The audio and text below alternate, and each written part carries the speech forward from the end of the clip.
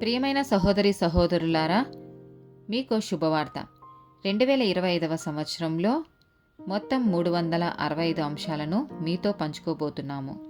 జనవరి 1వ తేదీ నుండి ప్రతిరోజు ఒక అంశము మరియు దానికి సంబంధించిన వాక్యమును పంచుకుంటాము.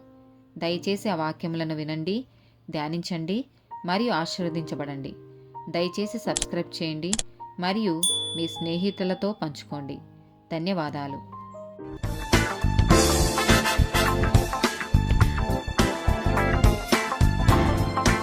99th డే టాపిక్ మత్తు పదార్థాలు.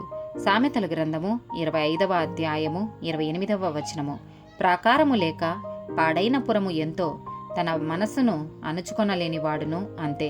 మత్తయి సువార్త 27వ అధ్యాయము 34వ వచనము. చేదు కలిపిన ద్రాక్షారసమును ఆయనకు త్రాగనిచ్చిరి గాని ఆయన దానిని రుచిచూచి త్రాగనొల్లకపోయెను. రోమీలకు రాసిన పత్రిక 7వ అధ్యాయము 18 నుండి 20 వచనాలు.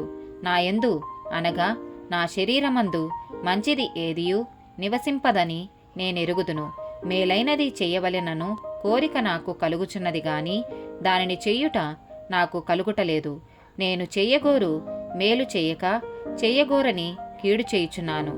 నేను కోరని దానిని చేసిన ఎడల దానిని చెయ్యునది నా యందు నివసించు పాపమే గాని ఇకను నేనునూ కాదు. రోమీలకు రాసిన పత్రిక 12వ అధ్యాయము 1వ వచనము. కాబట్టి సహోదరులారా, పరిశుద్ధమును దేవునికి అనుకూలమునైన సజీవ యాగముగా మీ శరీరములను ఆయనకు సమర్పించుకొనుడని దేవుని వాత్సల్యమును బట్టి మిమ్మును బతిమాలుకొనుచున్నాను. ఇట్టి సేవ మీకు యుక్తమైనది. 1 కొరింథీయులకు రాసిన పత్రిక 6వ అధ్యాయము 19-20 వచనాలు. ఇందు విషయమై జ్ఞానుల జ్ఞానమును నాశనము చేతును, వివేకుల వివేకమును శూన్యపరతును అని వ్రాయబడి ఉన్నది. జ్ఞాని ఏమయ్యెను? శాస్త్రి ఏమయ్యెను? ఈ లోకపు తర్కవాది ఏమయ్యెను?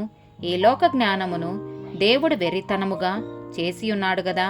గలతీలకు రాసిన పత్రిక 5వ అధ్యాయము 16వ వచనము. నేను చెప్పునదేమనగా ఆత్మానుసారముగా నడుచుకునుడి, అప్పుడు మీరు శరీరేచ్ఛను నెరవేర్చెదురు. ఆమేన్.